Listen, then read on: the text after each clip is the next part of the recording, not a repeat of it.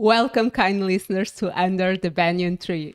The live show where ancient epics meet modern minds. I am Leo, a yogini from the West. And I am Mayank, a rationalist from the East. And together we journey through the Mahabharata from the retelling of Ramesh Menon, epic of war, faith, and everything in between. Everything in between. And today we are reading chapter 26, Under the River, from the Sankalpa of reading it from the point of view of resilience. Mayank, what's your meaning of resilience? So I wrote two meanings of resilience. And one is capacity to bounce back. And second is not to give up even in hardships, which I also feel is kind of bouncing back. I think it is bouncing back in the sense of, in whatever situation, you keep going, you keep bouncing back, right? And yesterday we were talking a little bit about it and my confusion between resilience and endurance and stubbornness. And you brought, and you brought some interesting concepts to it. But yeah, I think resilience is, it's a little bit related to what's the power behind your actions and also the outcome of it.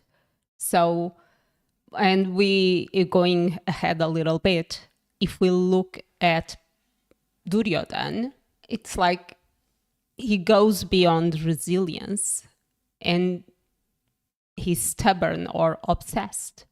And I think that's what I want to see a little bit in our analysis. And when we go through the chapter, that, where we see resilience, or is it something else? Is resilience related with the capacity of change? And when we try to have something permanent, we are going beyond resilience. It's resilience only seen in the intention, is someone that it's crying, in sobbing in a situation, but going through it, it is resilience, or it's something else. Because does resilience require being always in a stoic, balanced state of mind and balanced emotions? So I would love to go through the book, the chapter, and try to understand these differences and maybe refine my concept of resilience. Yeah, I think we are good to go. Oh yeah, I'm good to go, because again, every second week I'm the one doing the summary. Yeah. So you will be taking us through Shravan? I will taking us through Shravan, trying to do the summary of chapter 26, Under the River. Okay, so off I go. So in this chapter, we see the resilience of two characters. One, it's the main character, Bheema. So Bheema is dropping down into the river bed after being poisoned and thrown into the river Ganga by Duryodhan. And while he's going down and sinking, Ganga alerts serpents to go to him because he can be a threat. And she does this because the poison of the snakes is an antidote against the poison that was given by Duryodhan.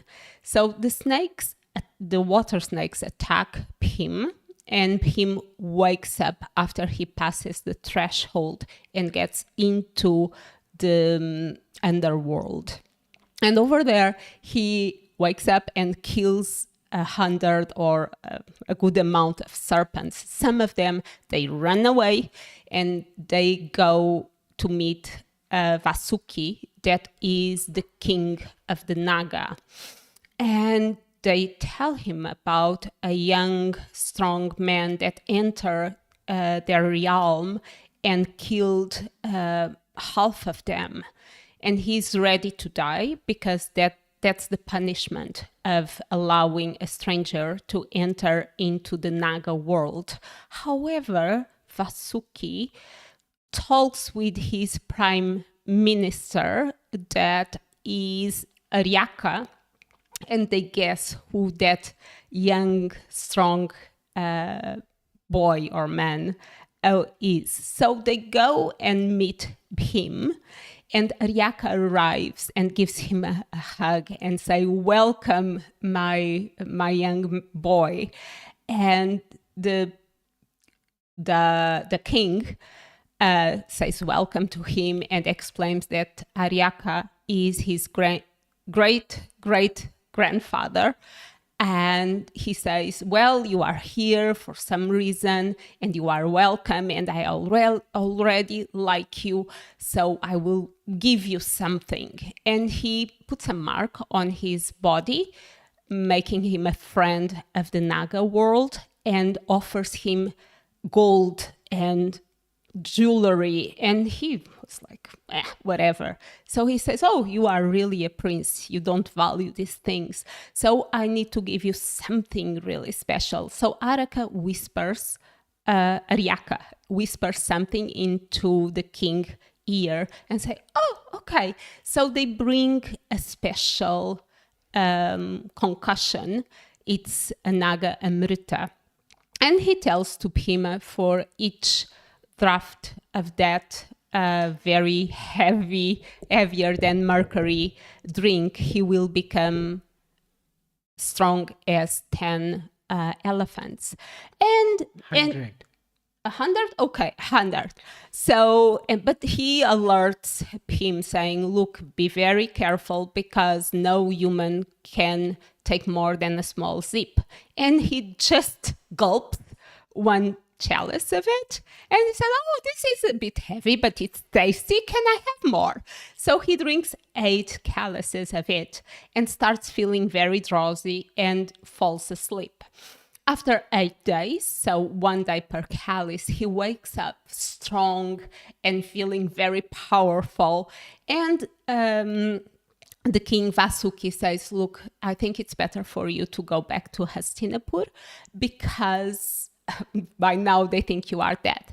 So he goes back with the serpents, and he thanks the serpents and the king, and gets out feeling very brave and powerful. But walking back to Hastinapur, something sinks in, and he realizes that his own cousin tried to kill him. So there's a transformation in him, and he starts to understand that life has a little bit more into it. So he starts to run as quickly as his father Vayu to meet his family. And after embracing his family and telling the story of whatever happened and the truth behind it, that Duryodhana tried to kill him, everybody tells him, or Vidur and his mother tells him, look, let's make this a secret. Do not tell to anyone, and let's just be vigilant. So they go to have dinner with the family, and Duryodhana faces and Shakuni faces were basically a picture. And after that, Duryodhana lay down a little bit, but he kept after trying to kill Bheema, but he never succeeded. After being so frustrated, he decided to recruit his brothers, and they started plotting against the Pandavas and having plans to kill them and executing the plans. But in the midst of this group of people, there was Yuyutsu. So Yuyutsu was a brother of Duryodhana, but he was born from a consort at the same day. So he was raised as one of the Kurus, but he was born naturally. And from the beginning, he sided with the Pandavas. So he acted as a spy, even against the will of Yudhishthir. He was constantly alerting the Pandavas and basically saving the Pandavas every day of getting killed because he would reveal the truth to the Pandavas. So this went on through their youth.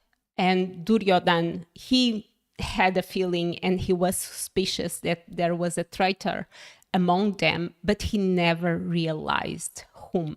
He only realized later, much later on, at the battlefield of Kurukshetra.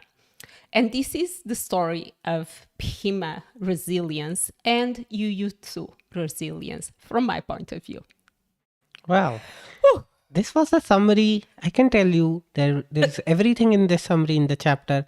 Apart from its poetic style, it has everything. So if you heard this summary, you have read the chapter. Okay, so this was not a summary. No, it was a very good summary. You brought our kind listeners up to date with whatever has happened. And yeah, I think you have put a lot of effort rereading the chapters. Yeah, I think I read the chapter 4 times this. Yeah, you put in much more effort than me. Well, I'm resilient. I put the effort. Oh. And I think now that we are talking about this preparation to the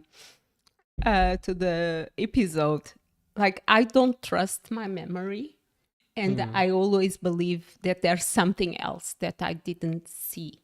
So that makes me prepare probably more than you, because Mahabharata makes part of your culture. It's kind of already in your subconscious mind, while it doesn't make part of my culture. So I always put much more effort into it. Sometimes, not always, but maybe it's that it's like, at the beginning you have some advantage over me. So I try to be more resilient and prepare a little bit more. And this is just an idea. I don't know. No, that's I genuinely appreciate your preparation and your resilience towards the preparation. But yeah, that's a very good thing to do. I should also do that, but yeah, I'm a bit lazy, and I just rely on the fact that okay, probably during discussion I may be able to extract something, or as you said, from my subconscious, like previous experiences or something, I may be able to conjure something. So I'm not saying that I'm successful all the time, but yeah, here and there it works. But I think reading and rereading and reading it as many times as possible obviously gives us many more new ideas, which I can see you bring many new ideas. Thank you. You are very kind. You're welcome. So let's look at the text. And I want to ask you if you consider the story of Pim in this chapter a story of resilience, a story of luck, or something else that I'm not seeing. There is an element of luck for sure. Like if we deny it, we will be cheating ourselves. That's what I feel. Having said that, like as we were discussing last week as well, that you only get lucky if you put yourself again and again in some circumstances. So Luck, it's when preparation meets opportunity. yeah, indeed. And you don't get opportunity in one go. You only get opportunity when say you were there thousands of times, and once in those 1,000 instances you got lucky. Yeah. So I think it's about putting yourselves out. What I felt, especially for Bheem, in this chapter was that he has many qualities, like we were discussing last night as well, that he has many qualities which make him very special. Mm-hmm. Like he has literally no judgment. Yeah. Uh, like his soul is innocent. So what I feel is when you have this, And let me just yeah. pause over here. And I'm so sorry that I stopped you. Mhm. But I would love that the audience have an understanding of what you say when you say innocence, because Yeah. it's a concept that it's very different. And it took my own time to understand what do you mean when you say innocence. So I think I was listening to some philosophical spiritual leader from India, and he was saying that innocence is to accept things the way they are, and you just accept them. Okay, you don't reject. Mm-hmm. So what I feel for, and that's a kind of innocence which I see in babies or toddlers, like they don't care. They, like I know some people who are not so good people, okay, but when I see Adu, Mm-hmm. he wants the same attention. Side note, Adu Yeah, is his Adu is my nephew. nephew who's like now 20 months or something, and he wants the same attention from those people, and he wants the same attention from his mother. Okay, and his mother is obviously my sister, and whom I consider a good person. So when I see Adu, I see that, oh, he doesn't have any, he doesn't make a distinction between people. He just needs attention, he needs love, and if he gets it from a good person or a bad person or a horrible person, he doesn't care. You bring a criminal in front of him, he doesn't know. Okay, he's not going to judge him. He's going to act the way he acts everywhere. I feel Bheem, especially in this chapter, like you said, and it was she who brought this up, that he was stung by like what, hundreds of snakes attacking him, and he didn't have a grudge against them. Yeah. And I was reflecting and thinking about that. And my first thought was why Vasuki didn't hold a grudge towards him, because him killed hundreds of his guards, and why Bhim didn't feel any resentment. And I think I still don't have full clarity regarding Vasuki, and I proposed different answers to it. One would be to have a full understanding of the cycle of life and death, and maybe there's some innocence to him too, like it is what it is, and I'm no one to judge him because he was just trying to defend himself. And there's no mention in the text of any resistance between him and Vasuki, or even, the servants. You don't have any servant expressing any resentment towards him. They prepare the bed to him. They go and bring the amrita. They serve him food afterwards. They dress him in special cloth. So I find this an anthem to love. Mm-hmm. And help me finding other reasons to act. Somewhere I thought, oh, maybe Ganga put Vasuki under a spell. I think that would be pushing it way too far. Having said that, I think yeah, like my first instinct was to think the circle of life, like you said. Mm-hmm. Vasuki understands it.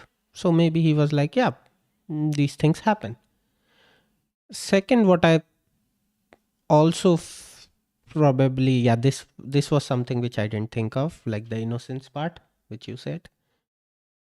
Having said that, we also watched the episode. I liked the episode version more where Bhim didn't kill anyone, he just destroyed things. And the guards were like, oh my god, this kid is dangerous, let's take him. Like I just felt a little bit bad for those hundreds of snakes which got killed, but I think that's the that's the compromise which we have to make, that especially in Hindu mythological readings, death is not considered something horrible. Yeah. So we have to make peace with it. Either we make peace with it, or we can always choose alternate writings. And I think we are good to go. What's Mm, your opinion? Like yeah. this difference between serial and book? Like the series, they are too young. Yeah. And that disturbs me a little bit because I don't know, max they are 10. So it for me it's very conflicting to have a 10 years old Killer. plotting. And yeah, in the series he has the help of Durshasan, I think. Yes. Yes. And it doesn't show. I prefer the text to Yeah. the series because the text simplifies a Yeah. lot, and in this chapter I found a lot of depth. Yeah. And maybe there's things that if we have time, I would love to talk about that go beyond resilience, Yes. because I find this chapter very layered, and we can find different stories behind it. So let's do one thing. We just Okay. try to cover our instances of resilience, and then we move on to those interesting bits, because I would also like to hear Okay. what all you noticed. So I think one character which we both agree showed a lot of grit and resilience was Bhim. And then the next character, as you said, was Yuyutsu. Yeah, I find Jujutsu remarkable, because he made his choices alone. And I think one of the pillars to be resilient is to have a community that supports you. Like him, he had a community. He had his great grandmother or whatever grandmother nudging. He had his great grandfather helping. He had a full community helping him to flourish, to show his qualities. Yes, I'm a warrior. Yes, I don't value material things, but he had support. However, Jujutsu didn't have any of that. Yeah. He was alone in a group that had a mindset, and he over and over again deeply trusted his instinct or intuition and stick to it regardless. And I find that remarkable. Yeah. Also, I was thinking it in two other aspects as well. One was Yuyutsu was also kind of born in horrible conditions. Mm-hmm. That he was born out of a wedlock, out from a consort of Dhritarashtra. So, in terms of, if I say parenting or the environment which he got, it was even worse than someone can say for Kauravas. But still, he himself kind of decided that I want to be something else. Yeah, I find it. Yeah, and you Like, mentioned something that the yeah, text has a line that says, Yuyutsu was born naturally from the womb Hmm. of his mother. And this sentence kept resonating in my mind almost as for you to be loving and kind and be truthful, there's a natural prerequisite that is to be nurtured in the belly of your mom. Mm-hmm. Yeah. Because I kept thinking what was the reason for the author to write this. It doesn't change anything in the plot. Yeah, it doesn't change anything. I think one obvious reason is to just remind us how Kauravas were born. Having said that, I also feel that Gandhari felt a lot of pain. Okay, Yeah, so she actually, no, I yeah, agree with she you. she did her part. Yeah, There's no blaming of yeah, yeah, Gandhari yeah. in She did my her words. part. I just feel that I think they for failed as a parents, Gandhari and Dhritarashtra. Mhm. We don't know how, what exactly Yuyutsu learned from his mother. Okay, we don't know that part. Like Well, even that lady is not even mentioned. Her what name was. it's told in the text is that Yuyutsu was raised as a kuru. Yes. So So whatever the 100 brothers and Duryodhan and Dursasana had, he had. yes, and I think that's where the real power lies. Like Mhm. you not being dictated by your own environment and you taking charge and you deciding that this will be my life trajectory. I think that's very tough and it's very remarkable. Like if you can do something like that, and I felt a lot of respect for Jujutsu. I will also draw one parallel with Ramayana here. So Ravana's brother Vibhishan, Mhm. he switched to Rama's side. Yeah. However, Vibhishan is not looked upon as a, like, okay, he's a respectful figure, but in general the society doesn't consider him respectful. Okay, maybe it's the impact of the TV series, we don't know. But because he, like, we have sayings like that, a Vibhishan in the house makes Lanka collapse. So it's like if you have a traitor in your family Mhm. will collapse. Those kinds of sayings for Vibhishan. Somehow we don't have any such thing for Jujutsu. But I think Jujutsu, it's not known. It's Yes, barely talked yeah, about. that's I one think. thing. That is one possibility. Second, yeah, maybe his switching side was not as because Vibhishan gave critical inputs to Rama.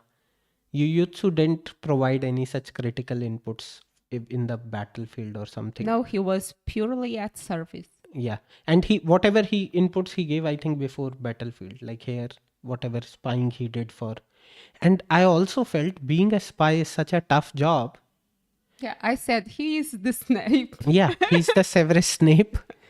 Yeah, she brought 2 points. Like the Harry Potter fans, she said Bheem is like Hagrid, and Jujutsu is Severus Snape in the plot. Yeah. But I was thinking like I was thinking it from a perspective of a spy. Mm-hmm. You are even the one whom you are servicing. I don't think they, like, say if someone is spying for me, I will not be able to put 100% of my faith in that person because I will always have that small iota of doubt.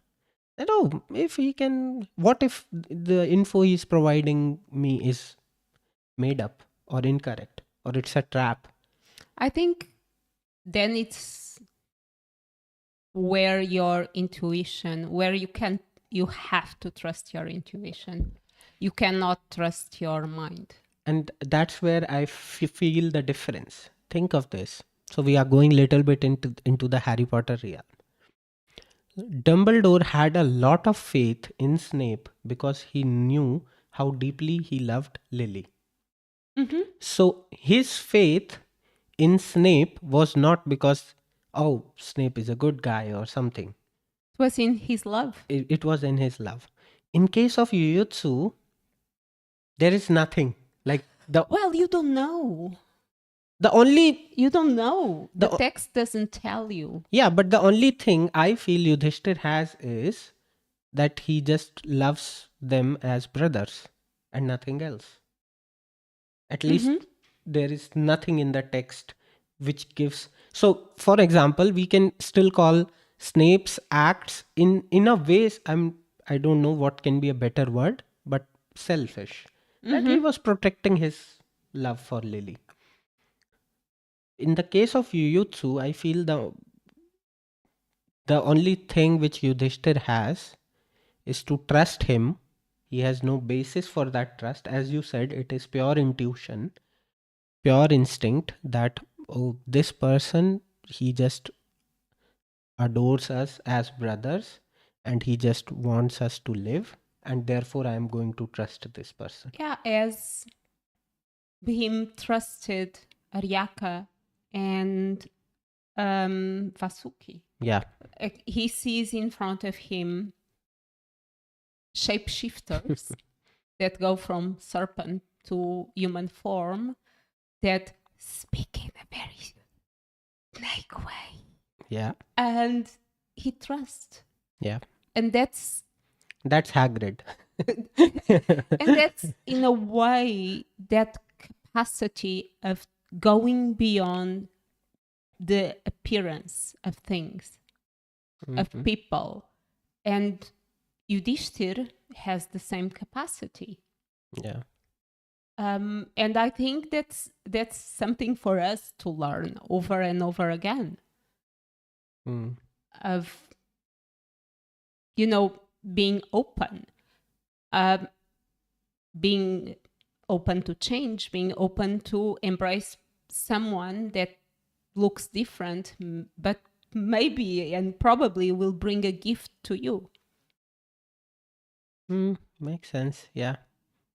And I think that role of Yudhishthir was not told explicitly, but it was kind of, it was a subtext Mm-hmm.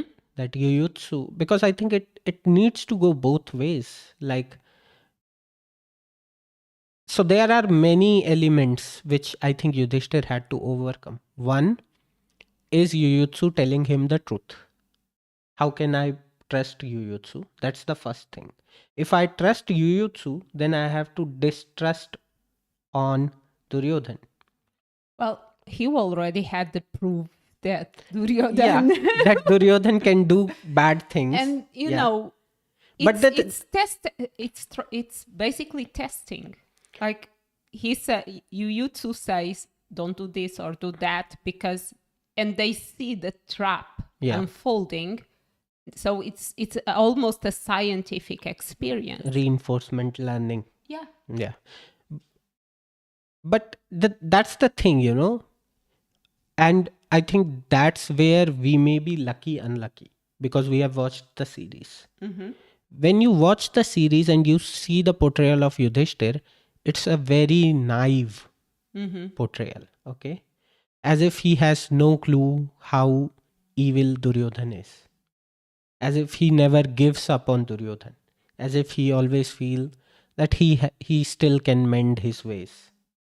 So when you see that portrayal, then it becomes much more. And like, I think of this. Say, for a second, let's assume Yudhishthir is that way. He is naive. Now he gets an info from Jujutsu. And then I was thinking the inner conflict that man will be having in his head. Oh, he's my cousin, whom who is evil I know, but still I love him. And I get to get this information from my other brother about him. Ah, it's so I sad. I think Yudhishthir has the capacity of discerning actions Mm-hmm. and the person itself. Mm-hmm. So Duryodhan is plotting this. Okay. But I still trust him. Or it's not I still trust him. I still have hope. Hmm. But that doesn't make him try to avoid his own death.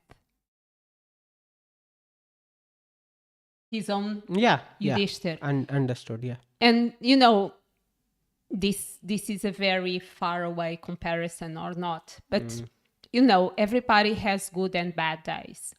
And there's days that someone might say something rude or act in a way that it's unexpected, that you think, but this is not in the nature of this person. But the person, and you cut some slack. Okay, something is going on. Are you okay? Instead of going directly to the judgment of your nature changed. Hmm. And although Yudhishthir has the hope of Duryodhan embracing a different nature almost, he knows that act, it's against him. So he tries to protect his life and the life of his brothers. Hmm. Yeah, but the thing is, my respect for Yudhishthir increased a lot Okay. Yeah. because I am just thinking about that man's psyche. He's doing an insane juggling job. He has to ensure the safety of his brothers and Mm-hmm. himself. Okay. Yeah. Uh then there are 100 other brothers whom he still loves. Okay, like I think there are clear signs that he still have hopes for them, for Duryodhan. He also have to ensure that as a future king there are no in-house disputes, so he is also trying to avoid those disputes as much as possible. And that's where I find his job to be so tough, Yeah. that So he is resilient too. he is resilient. He Yeah. is, yeah, like, and as I said, like a tree. Mm-hmm. Uh, like, say that there is someone who is hurting that tree time and time again, sometimes plucking its leaves, sometimes plucking its branches, but the tree is still giving that person. I think and maybe this is not related, but, or it is, Rumi wrote something like, you keep breaking your heart until it opens. Mm-hmm. And I don't know. Um, I don't know if it's related or not, but that's what you made me think of when the But tree. when you say how it applies on I don't know. Yudhishthir, yeah, like, Probably it doesn't apply. You just made me think about because I that think sentence. he has an open heart. Mm-hmm. I think he has an open heart. He's welcoming. He's waiting for that moment when Duryodhan embraces him as his He own has brother. an open heart, but he has a kind of a fixed mind, in the sense of he takes the scriptures Yeah. very Yes. strictly. Yeah, and like probably that will come lately for Mm-hmm. sure. And I don't know how to judge him in those times. Probably I may go softer on him then, because the book provides much more detail Mm-hmm. than, because even if you remember, like, what advices Yudhishthir was giving to Bhim in this particular episode was that you should forgive, that as a human you don't break necks or you don't poison others. And when he said all those things, for a second I felt, man, at least on a philosophical level he's not wrong.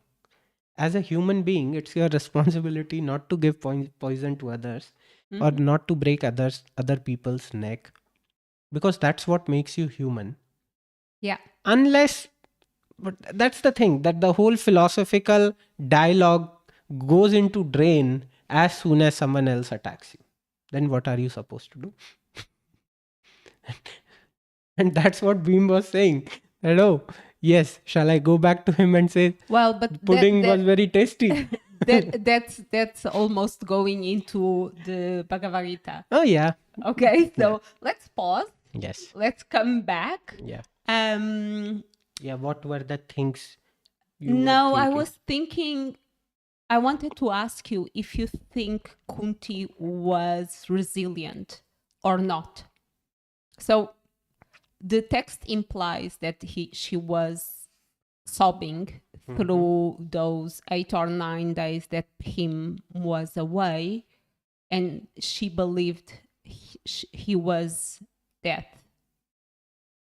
So she didn't have faith in another possibility. And to be honest, I think that's the consequence of her own experience, because she just lost her husband, and it's out of her fear of Duryodhan doing something wrong to him. But Vidur kept telling her, he's alive, he will come back. He's alive, he will come back. So I have, while you were saying all this, I also realized she not only lost her husband, she also lost one son earlier. Yeah. So she knows, and she doesn't know if that. She knows the pain of loss. Yeah. So that's what she expects. Yeah, like you are shaped by your experiences. You have lost one child. You never know where he is. Is he alive, dead? What happened to him? And probably she's feeling the same. And she can't even say this to others, that, oh, this is happening to me again. This is the second time I'm having this same feeling. Also, as a parent, I think for your child, you only feel, you are only pessimistic in the what if this happened, what if that happened. Like, I don't think any, especially mothers, like if I tell my mother, oh, I'm going for bungee jumping, she's not going to say, yes, go ahead, this is your life, you should enjoy. No, that's not she's going to say. Okay, but do you think she was resilient in her pain? Or do you think, actually, do you think in resilience is okay to feel your emotions and express them? Or do you think there's some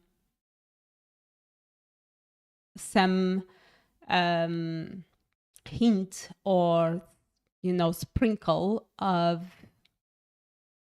dealing with your emotions in a non-expressive way? When you talked about this, what I thought is, so probably I showed it to you, or I didn't, that there's a choir in UK who came on Britain's Got Talent, and that choir is composed of people Oh yeah, who I have saw it. who have some missing person in their family. Okay. People who went somewhere, no one knows what happened to them. And I actually realized that pain is even intense, and in like that's an insane amount of pain. Me knowing that someone died and I have a closure. And I think one person was able to find someone after 17 years or something, was that story. Like, it just broke my heart. I just feel that this feeling that someone is missing is worse than the feeling that you lost someone forever, like that person died. And because Kunti was going through all those feelings, I really don't know, like, how to categorize her.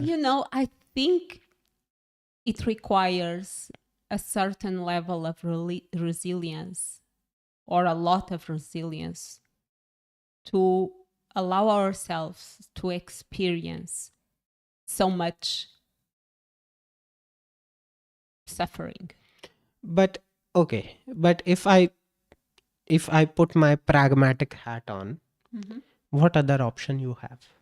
Oh, you have the option of repressing your emotions. Like, I don't think you can repress these kinds of emotions. Like, I am, I think you can. I don't think so. Like, I just feel that, okay, some, as I said, and as we discussed in one of our discussions, that if you are required to take care of others or something, you can probably for some time, for some period, you can repress those emotions. But if someone is gone, if someone is missing, I don't think you can hold that. And also, I feel the thing is, I am bit, and this may sound harsh, why I'm not putting it in the category of resilience is because I just feel you have no other option. You just have to go through it. Okay. Like, if there was any option, maybe. Yeah, but you could stay in denial, or and we talked about the stages of grief that you need to go through the process of grief. And she could stay in denial, she could But get herself entertained with something, but she felt her emotions. but that's the thing. Like, say, And even some people even say, oh no, I don't want to go there, or I know someone that it's going through a moment where she might have a diagnosis of cancer, and she's just going through it and ignoring. And I don't know if that's the right way of going through it or not, but she's not allowing herself to experience whatever emotions are going through her system. And I don't know, there's no judgment of it, but and you see that different people experience and express their emotions in different ways. But we know that people can be trained to not express and show emotions, and they stop having an understanding of their own emotions, even, and they cannot verbalize it, and they cannot understand even what they are feeling. And yes, maybe it's not resilience, but I still think it's valuable that someone allows themselves to feel whatever they're feeling and going through the process. I agree to it, but I also feel that it's very difficult to confirm because we don't know what other person is feeling. Mm-hmm. Yeah, So absolutely. if they are actually feeling denial and that's what they are expressing, I don't think there is any loss of synchronization. And I feel in this particular case, if Kunti was in denial that, Bheem is not dead, I know he's going to come back. Well, that's what actually happened in the story, and that's what was the optimistic route. Usually, what happens is in these scenarios, I'm saying usually, and I can be, and it can be wrong. I'm so sorry that I'm interrupting you. Yeah. But when I say denial, it's not denial of the external events. It's hmm denial of the inner emotions. But what is the expression of that denial? What exactly she would be saying, she would be feeling? Like, An example would be to be feeling those emotions and feeling in the verge of crying, um, and being very nervous and worry and concerned, but not giving space for that energy to get out of her system. So denying herself the possibility of crying or journaling or doing anything to express that emotion, to allow that energy to be transformed. That is repressing an emotion. Mm, like, I'm still not on board, but okay. Okay. Yeah.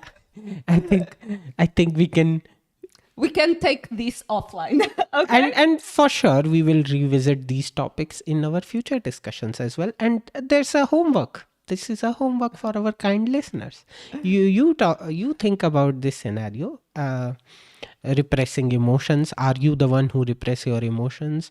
Uh, or you are actually expressing what you are feeling, and probably inside you are feeling that you should repress your emotions, and that's what you are like. I am kind of in a catch 22 in this situation, but A very simple example. Like, long time ago, we had an episode of Socks in the Kettle.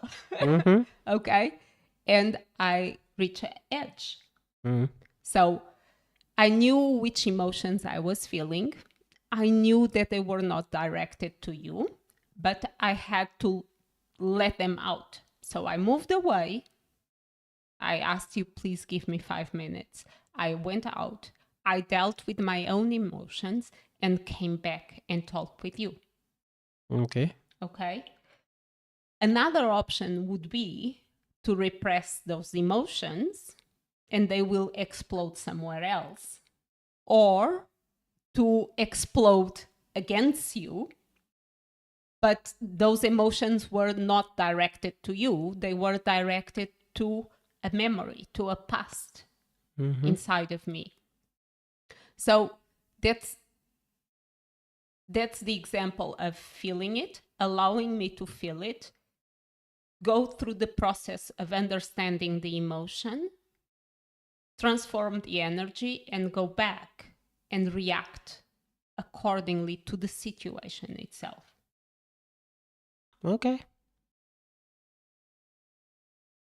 Yeah, I will still need more time and, yeah, more introspection.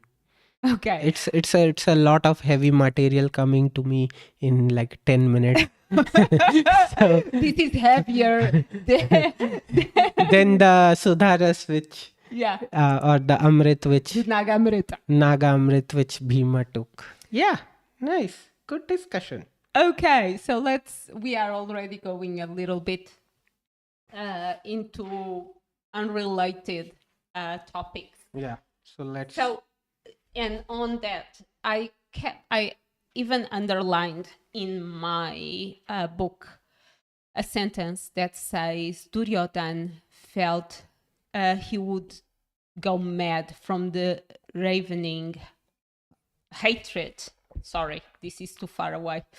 So Duryodhan felt he would go mad from the ravening hatred that fed on his heart day and night. And I thought a lot about this because what I understand is Duryodhan felt hatred consuming his heart. So what he did was what everyone does, trying to change the external world in order to deal with the internal feeling. And I think Duryodhan can be a great teacher. And in this sentence, I was like, whoa. He tries to change the external world by killing the Pandavas because he believes that the Pandavas are the source of his own sorrow. And we keep doing this over and over again. I'm uncomfortable. Let me change what is outside in order for me to feel better. And for me was, whoa. Okay, he wants to stop the hatred eating his heart instead of looking inwards and try to understand the internal root of a hatred. He tries to kill what is outside. And many times I feel irritated and I believe that is that person that it's making me feel irritated. But no, it's something inside of me. Maybe that person is being a mirror of something inside of me. And it's telling me, oh, you have this to work a little bit more on. And instead of working in me, I say that person it's annoying. So what do you make of this? I think I said this earlier as well, that you are a lot about inner work. Yeah. and and to be honest, like I appreciate inner work, but I also feel like that sometimes you have to go out and change the world. Absolutely. And I'm not saying that Duryodhan is doing it the right way, but I think sometimes you also need to take control in your hand. However, in this case, I genuinely agree with you that the issue is not outside, the issue is inside, and he's totally overlooking that and not working in that direction and putting all his energy, efforts, brains in a totally wrong cause. So, yeah, Thank you. in that sense, I totally agree with you that if only he would have thought that why I am feeling this way, Mm-hmm.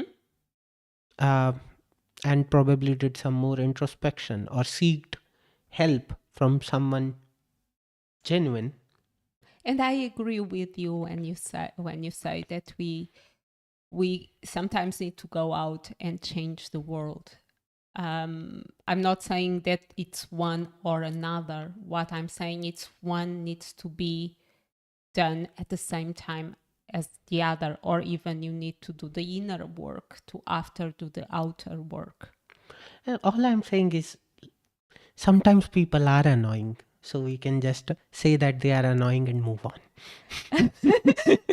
No, that's true. And I don't believe that we should keep in our Yeah. close group people that bring us down Yes. and people that are energetically draining. I'm So not saying that. you should weed out all the annoying people from your life. But what I'm That's saying a is takeaway for us. there's a lot of things that are just for us to work Yeah. in in ourselves, and it's not about changing the other person. It's about looking inwards Mm-hmm. and allowing us to change for a better version of ourselves. And maybe the better version of ourselves will not please the others, but that doesn't mean it's not a good change. Yeah. Okay, so there was something that I was looking, that is the journey of him. I looked at it almost as a spiritual journey, Mm-hmm. that it's going into the depths and having help, but at the same time changing yourself and being open to the change, allowing you to rest. And that's something that I noted, that every time that we are working in the gym or we are learning something, that we are transforming ourselves, that requires rest. And it's underdone and it's undervalued how much we need to rest, to restore, to progress. And even in the concept of resilience, many times it's that concept of keep going, just keep going, just keep going. But actually, you keep going and you rest, you go and you rest. Otherwise, you will break. Oh, that's the way I see resilience, bouncing back. Instead of being like the trunk of a tree, you are like a bamboo, and you bounce, bounce with the wind, and you adapt. Instead of, if you are stick and stiff, or stiff like a stick, Mm-hmm. you break. Yeah. So, yeah. No, I think that was a very good Yeah, I wouldn't have observed it, but now you said it, I can. Yeah, it is a spiritual journey. You go deep down, you find the elixir of life. Uh, you take time to churn that elixir. Yeah. You come out, And you come back transformed and you accept that transformation. and then you have a realization like he had, Yeah. that the world is not as naive and innocent as he used to think. Well, that was very, very well thought. I'm very impressed. Thank you. Yeah, this you can only do if you reread and reread, which I don't, unfortunately. But yeah, yeah, that was very impressive. Okay. Thank you. So, should we move on to the Naman? Yeah. Do you have any lines, or you have already Oh, no, captured? I already captured. Because my line was very simple: sleep long, sleep deeply. As you sleep, your strength will grow. Yeah. And that So- was, it's, I liked the line in literary, and what other terms we say, metaphorically, in every ways, that, yeah, Yeah. we need sleep. We literally need sleep in our lives. And as Leo was saying, I think even to churn on ideas, to reflect on things, you need to rest, you need to sleep on those thoughts, and then only you come out with improvements. You only Then only you come out with transformations. And I really liked that line, and I liked the fact that Bhim slept for 8 days straight. You would love to sleep for 8 days. Yes, Right, he right? is my man, Bhim. Kudos for him to sleep 8 days straight. So, okay. Anything else? No? Great. So, let's move on to Naman. Yes, you go ahead. Uh, it's um it's conflicting because I would love to Naman loves many characters, but since our theme is resilience, I will try to Naman within that concept. So I need to Naman you too. I think the world needs more Yuyutsus.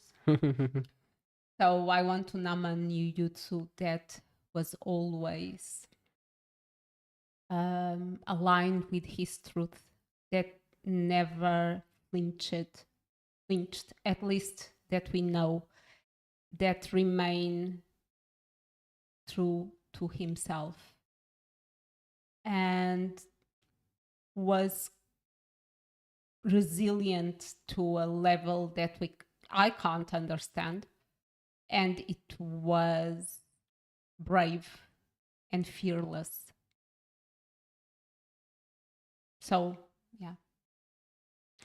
Well, I think this chapter had many candidates for me. I will go with Vasuki, the king of Nagas. Reason being, I felt, uh, as we were discussing, even after having those huge losses, he decides to share something which is so secretive, something which is probably sacred for them, and he decides to share it with a mortal who actually did so much damage to them. But, and at least through the text, he was not related to Bhim. So Aryaka, yes, I get it, that he probably would have wanted Bhim to have it. Vasuki, on the other hand, he was not related, but he overcome all those things which happened, and then judged, or I should not say judged, but then evaluated Bhim on how he is. And then he was like, oh, I am fond of this man. He deserves something totally amazing from us. Uh, he showed great hospitality, and like he was a true host. Like he, I think if you are hosting people, you should open your hearts and you should be able to share whatever the best you have. And I think he showed all those qualities which I really admire. uh, I also know, like, I will get opportunities to naman bhim in future, but Yes.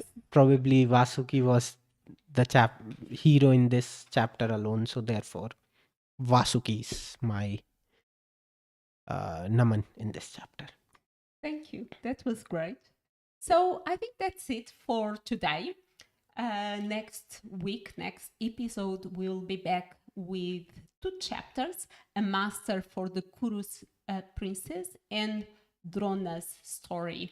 And our sankalpa will be to read from the point view of humility.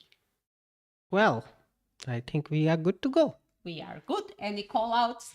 uh, yeah, I would just ask people to reflect on the discussion of inner feelings and their expression, and I would like to hear from our kind listeners what they have to say about it. uh, as I said, I have 1 feet in the boat, but I am not on board yet. But yeah, maybe slowly I'll be completely on board. But I would like to hear from you, what things you have worked on when it comes to expressing yourself or expressing your emotions. uh, is there a sync between what you feel and what you express? uh, and Or did you have done any work on recognizing your emotions and understanding what you feel and what's the root of that feeling? yeah, like, I'll be very interested if you can share objective practices, that this is what objectively helps, and the thing which anyone can practice. It should not be superficial. I That shared an amazing book with you about feelings. which one? Yeah, I don't remember, but it's about So let's give this as homework to Leonor. She will put it on in the comments. yes, I will. In the- Okay. Thank you. Thank you so much and Have a great week. have a Namaste. great week. We will see you next week. Yes, with loads of Christmas cookies. Yes. Namaste. Thank you. Namaste.